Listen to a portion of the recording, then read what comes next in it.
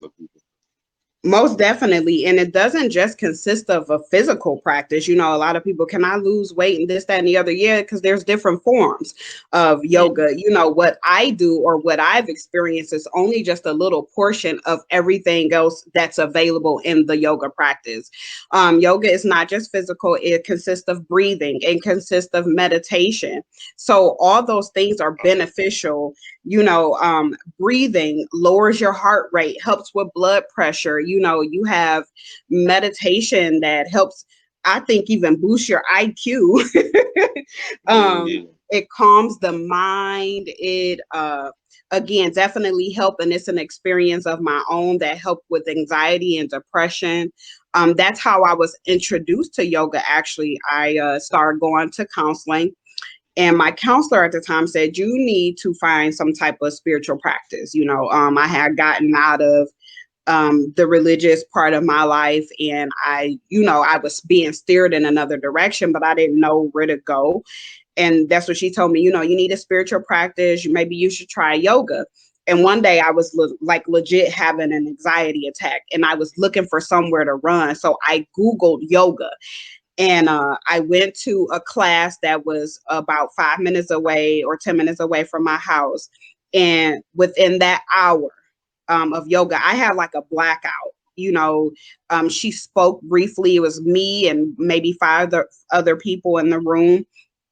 And we did some movements. I just remember her telling me to focus on sounds away from me and then sounds closest to me. And I blacked out. And I mean blacked out. I spiritually went somewhere. And when I came to, after what we call shavasana, and it's like the end of practice, it's kind of a meditative part of the practice at the very end of a yoga class or a yoga practice.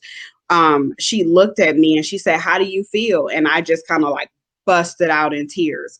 And I haven't stopped doing yoga since. And that Wow, was and like this 6 years ago. wow, Six and or this was 7 years your wow. Okay, okay. Now this was your first time trying yoga. You experienced this.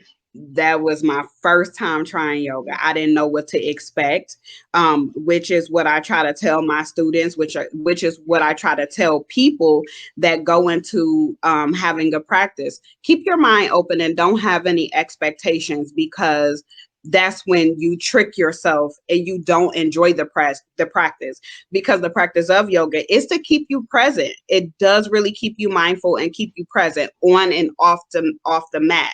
So when you go in there looking for this, you know what? And I take it back. So I tried yoga maybe a year before that. And it Okay. was so intense, and I didn't really know what was going on. And I did have this expectation of, relaxation, and it was quiet. But I went to an actual power yoga class, which is totally different than your yin yoga. It is Mm, very fast paced. It's hot. It's a lot of movement, and so I wasn't expecting that. So I didn't get to enjoy it, and I wasn't mindful or present there at all. And I said to myself, like, what in the world was that all about? So when okay. I finally got to really practice in my lane, I fell in love with it. Okay. Okay.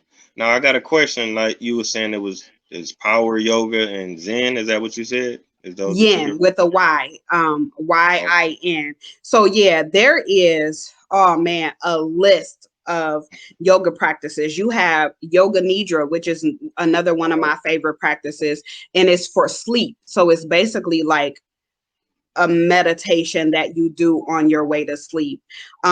You have, like I said, yin yoga. Yin yoga is a very slow and grounding practice. You stay really low to the floor, or you stay on your mat, and you hold the poses longer, like in a traditional, uh, well, I won't say traditional, like in a vinyasa class. Vinyasa, you're moving. Inhale, exhale, you're moving. Mm-hmm. In a yin class, like I said, you're holding the poses for about 5 to 7 minutes, sometimes 9, depending on how long the class is. You have tantric yoga. Tantric yoga is a really more sensual yoga. You have kundalini. Kundalini yoga is a very powerful um oh man, mental and spiritual.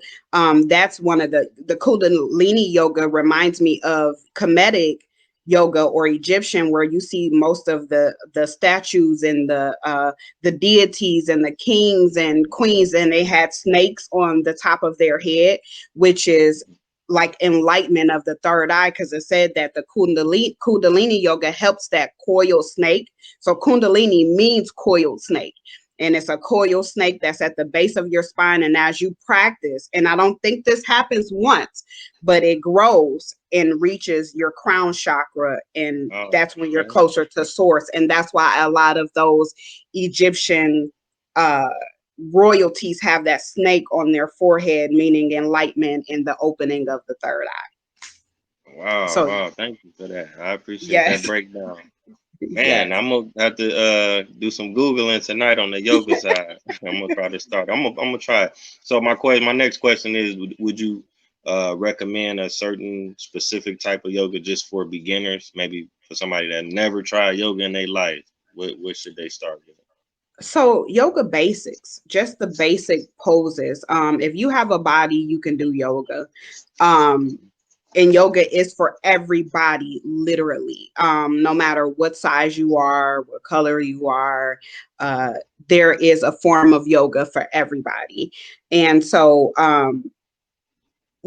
considering you looking up your yoga basics, grounding poses, and sun salutations and warrior poses are really great to start for beginners. So Okay. yeah, and once you get into it and you start to feel it, and you get used to the practice, you'll be surprised where you find yourself over time. Okay. Okay. Thank you for that. Yes. Let's see. Okay. So now my next question: do you host any events? Do you have any online classes, videos, anything that people may use? Currently, no, unfortunately. I did have the studio open, which is Flow and Balance.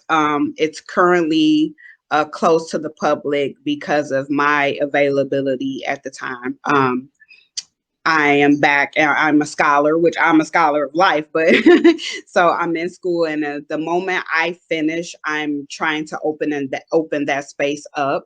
I am looking to do pop-ups, so I am available for that where people are having events. I do have an event coming. It's not my event. I am participating in the event as a children's yoga instructor at the time. So it's Oh, sometime okay, in okay. August. Yeah, it's a Black Yoga Summit, I want to say. So that'll be coming. I'll have the information posted about that. So yes, that will be coming soon. And again, just trying to do some pop-ups. I am available for private sessions. No, like I said, no online classes at the time. I'm not a big fan of the online classes, which I probably should be, because that's the wave of the world right now. Yeah, but definitely. yeah, so I am looking forward to doing some pop-ups and being more available to the public for classes, because I do want to see people get into it more and more. Okay, okay.